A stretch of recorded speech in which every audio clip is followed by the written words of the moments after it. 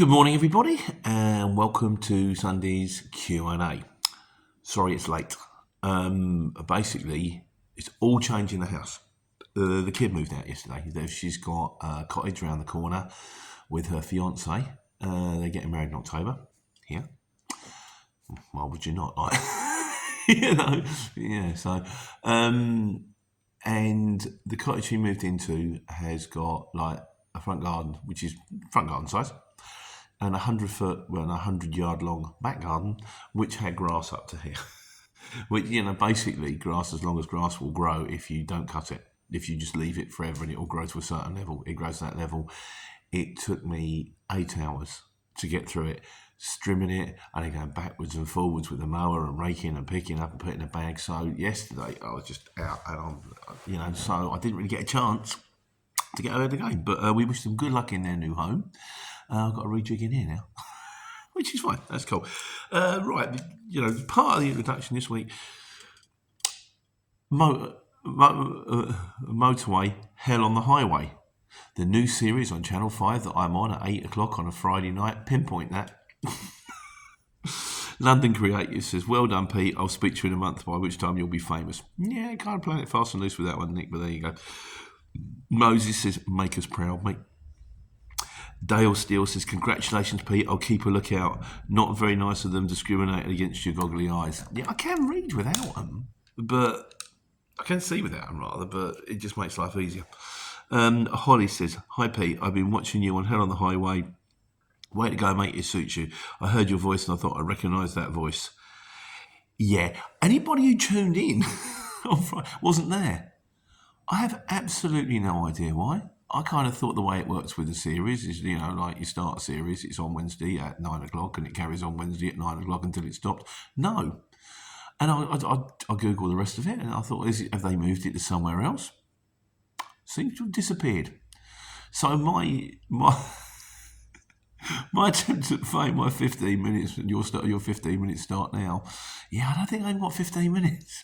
Having said that, I assume that it will reappear somewhere at some stage. So if it does, I'll keep you in the loop. If it doesn't, that's a bit of a waste of time, wasn't it?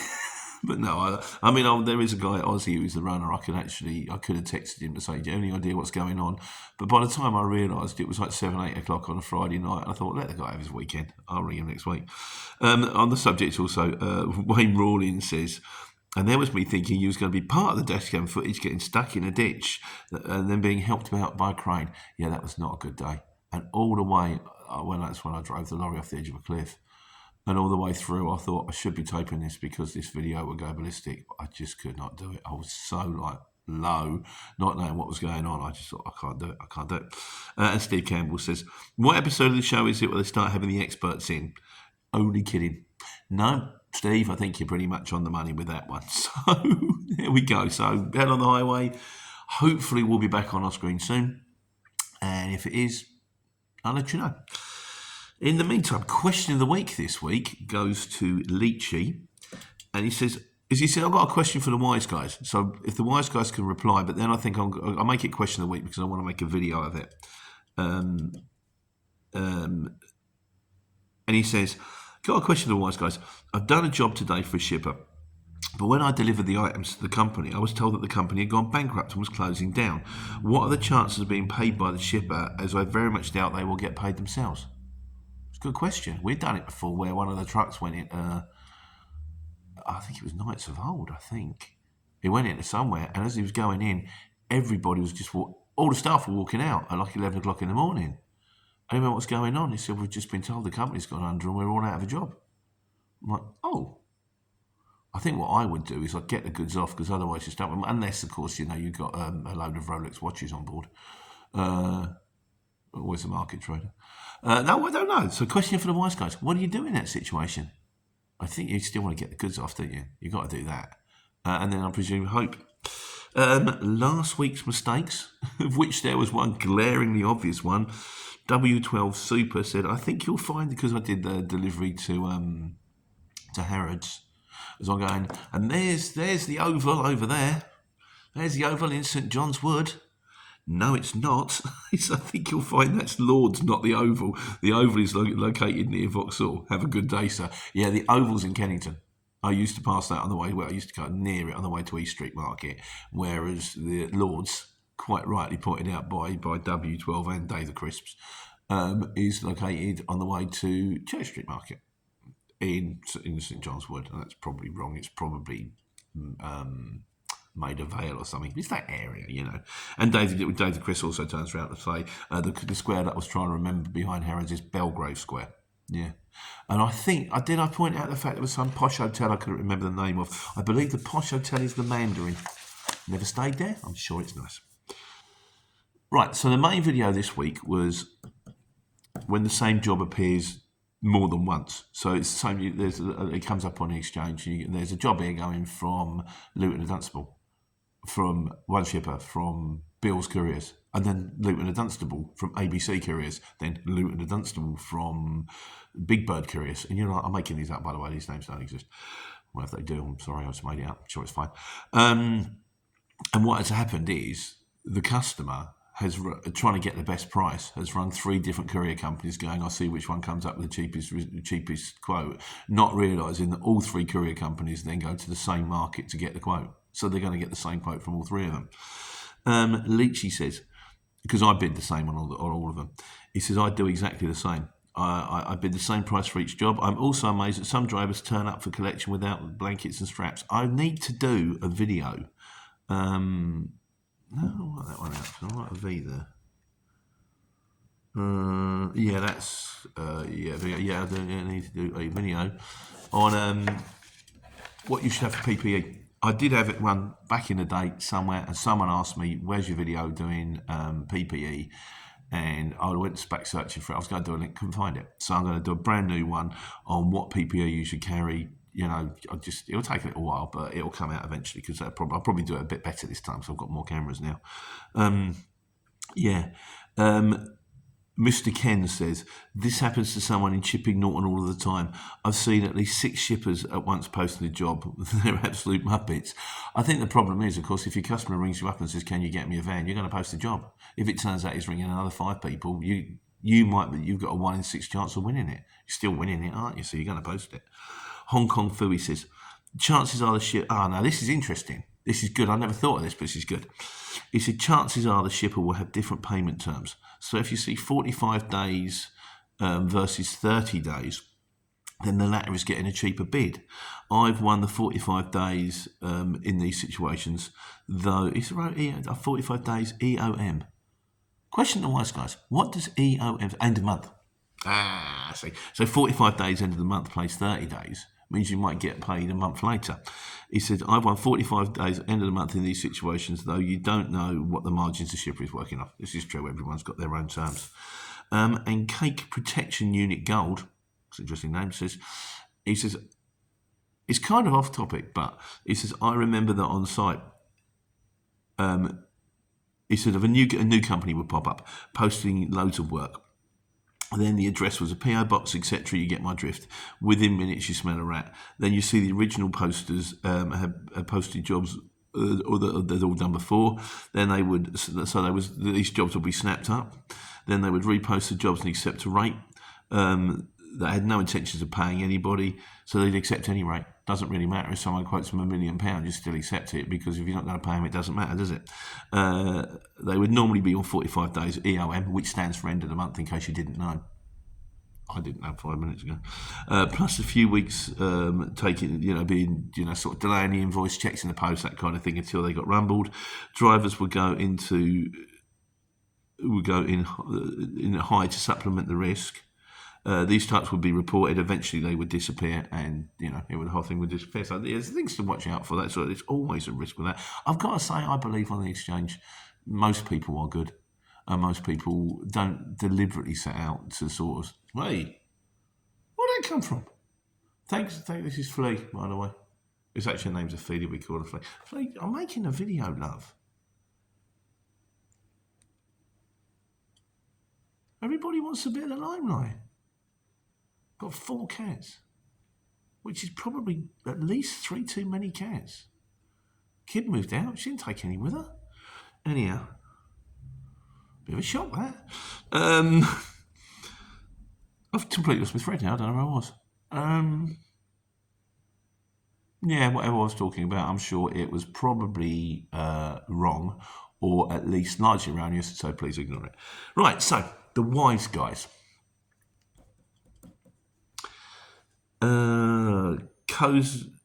Cousin Heel says, all right, which small automatic van do you recommend? I'm in absolutely no position to recommend a small automatic van. I've never driven one. I have no idea which is a good one. So if anyone's out there knows anything about small automatic vans, can we let the guy know? And Dale Steele goes, Dale Steele's got some vans for sale. So if anybody is looking for a van, he said, I've got two coming up for sale. I've got a big 22 Reg Iveco Daily Luton automatic with a tail lift, can be converted to a curtain. 55,000 miles, so very low mileage there. And Dale's a regular guy, so I'm sure these vans are, what the coach are like. They're probably on the that's up for 25k. He said, I've also got a 66 Reg Citroen Dispatch, the new shape, 110,000 miles, £6,500, no VAT on either of them. It's just going to save you 20% as well, and you have to for the Adobe. I mean, if you are VAT registered, you will get it back, but at least you don't have to find it to fork out to begin with. So, Dale, if anybody comes back, put the comments in. Dale can read them, or I can pass them on to Dale. If I have we'll marry the two of you together. Symbiosis, wonderful thing. Right, trucks this week. DC Standard says, there's another Road Lords is not available on iOS, so Waze would be the better option. Although Waze doesn't really do a truck sat nav. Or like you said, get a second phone, which you would have to be an Android. I'll be honest with you, mind you, having said that, I was going to say, rather than buy a second phone, you may as well buy a truck sat nav. They're out there, aren't they? Sort of the generic worky ones. Having said that, this phone here, the one that I'm doing, the A14 5G, is brilliant. The best phone I've ever bought. For the money, it's not the best phone I've ever bought. It's not got the best specs. It doesn't fold in and out. Having said that, it hasn't broken yet, but for the money, I think it's 140 quid, brand new from Amazon, and practically cannot tell the difference between this and the S22 I had. Okay, maybe I can't take a photo with someone on the moon with this phone because the cameras aren't that good, but to be honest with you, everyone says with the cameras, it's made up with the software anyway. I think it might be just like it was new clothes a little bit, I mean, I'm sure the other ones have got more storage and faster processors, but the gap between £140 and, I don't know, £1,140 you pay for a flagship makes no sense to me. Still probably go down the truck sat nav route, but you do you. And finally, we're still on trucks? On trucks? Yeah, on trucks. The Great 772 says, been driving HGVs for over 10 years, no problem until last week. 11 minutes over 4.5 hours. Last night, same again. One of the guys put in the comments, he says, as long as you're under the 15 minutes, you're fine. As long as you don't do it all the time. We actually got stopped by Vosa this week. Mick got stopped by Vosa, and he had a couple that were 1 minute over, 3 minutes over, that kind of stuff. And they went, okay, fine, we understood. They let him go. There was a couple of prohibitions that had to, well, not prohibitions, the right word, things that needed to be corrected. 2 of the ratchet straps weren't working. One of the light bulbs was out. Mercedes apparently has its special kind of light bulb. It's back again. I'm going to pretend I've got a ginger beard. This is me with a ginger beard and now with ginger moustache. But no, they kind of went. Yeah, they didn't stop him. They didn't say you got to do a roadside. They let him go. And then Friday, we spent all day Friday fixing. We got it back to base, and then we pulled the lorries off the road just to do a few bits and pieces. I spent Friday in a workshop with a welder. I did a video, of course. Joe, I'm sure you're not watching, but if you are, what a guy. But yeah, not prohibition things, but things we kind of thought, well, while we're here, we may as well fix them, But yeah, brilliant. And as for me, I had a shocker 3 weeks ago. I went massively over. I don't even want to tell you how far I went over, but it was my anniversary, and it was like, perfect storm, a series of unfortunate events that went massively over. Since then, I have been green like sort of way. I haven't even gone 1 minute over, just green. The way it used to be, I tend to keep it that way. It's less grief. Right, so the miscellaneous this week. Moses says, I like the way you diversify what you do. Keep up the good work. Yeah, like I say, I was at the Welders this week, Moses, and that is the good thing. Although we are getting more and more of our regular customers now. So, like Monday, I've got to do the taco head for 6 o'clock in the morning because that's out. It's out today.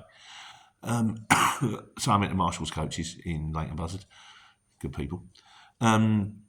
And then I've got to do the regular run to Cambridge and back, and then I've got to do a regular run from Cambridge to Milton Keynes and back. And by the time that's done, there won't be a lot left over. And it has the advantage of you know where you get. It's a real double-edged sword.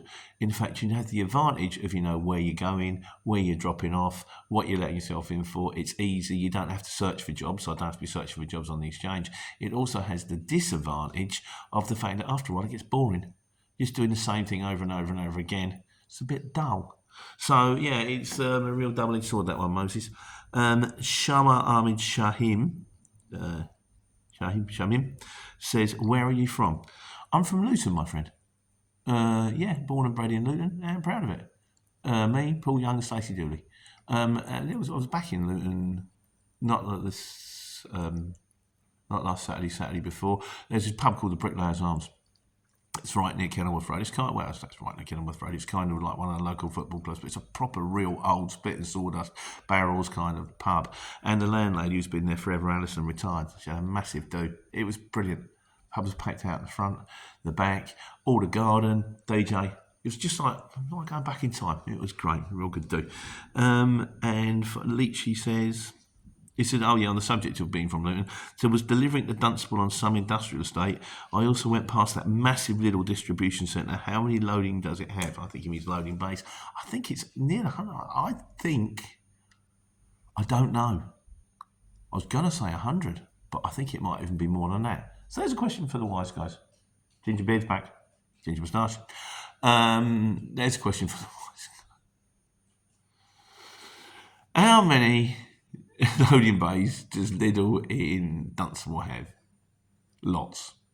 Right, that's it done. I've got to go because I'm going to put this on and do the thing, and then I've got to go and do the food shop, which I didn't do yesterday because I was doing the grass, and then we're rejigging everything in here. I've got to go over to my mate to see my mate Nige, and then it'll be Monday, and then we'll be back on it, taking care and taking money.